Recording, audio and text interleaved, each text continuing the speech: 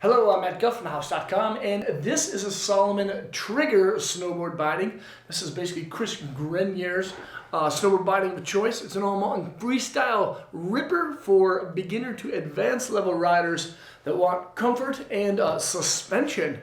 This is a pretty cool piece of equipment here.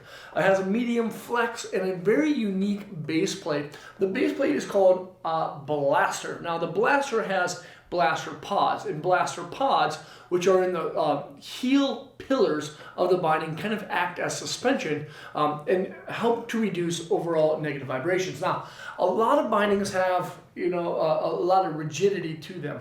When they shake, your body shakes as well. Those blaster pods actually kind of act as an absorbent for those negative vibrations, helping you to ride for longer. Does it still have a lot of quick edge-to-edge response? It's supposed to, but I feel it feels a little bit softer than your average snowboard binding. That's why it's kind of interesting that Salomon put it as a medium in their flex rating scale. Now there is tons of comfort. There is a full bed of cushioning. This is called just a regular full bed. It's EVA from your heel all the way to your toe, but has an extra addition in it, a C or a SCS. Now that's just kind of like a softer, like foam padding directly under your heel that goes all the way through that base plate. It is really, really soft. And then, of course, is that adjustable toe ramp. I like that Salomon does that with a lot of their bindings.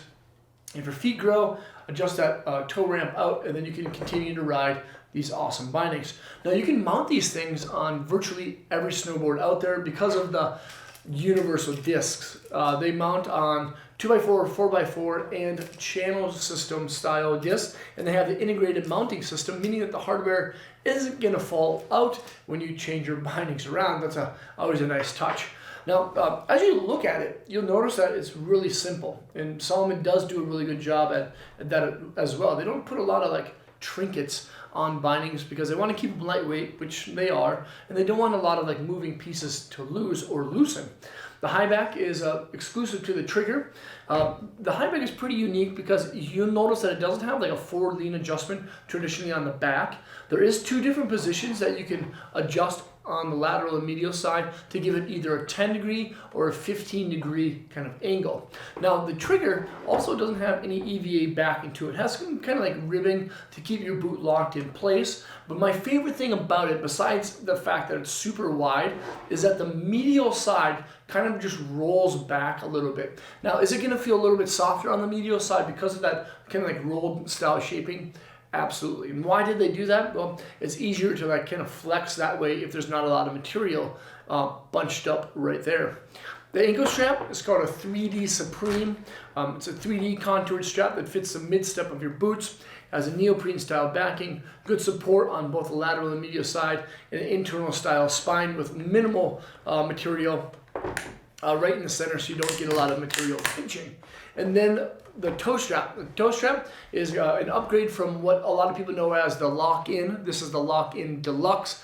It has a little bit more coverage. It's still cored out to save weight. And both straps feature micro toolless adjustments for centering.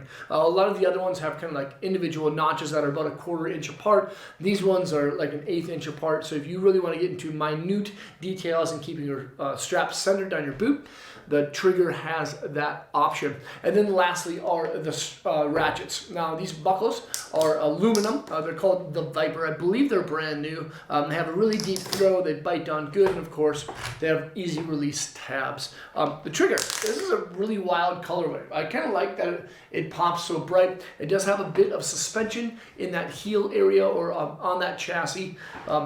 Even though it's rated as a medium, I'd say it's a little bit softer than average. And of course, you can check this bad boy out at thehouse.com. And if you want to check out more videos, make sure to subscribe below to see everything else from Salomon that we've been talking about. See you guys on the hill.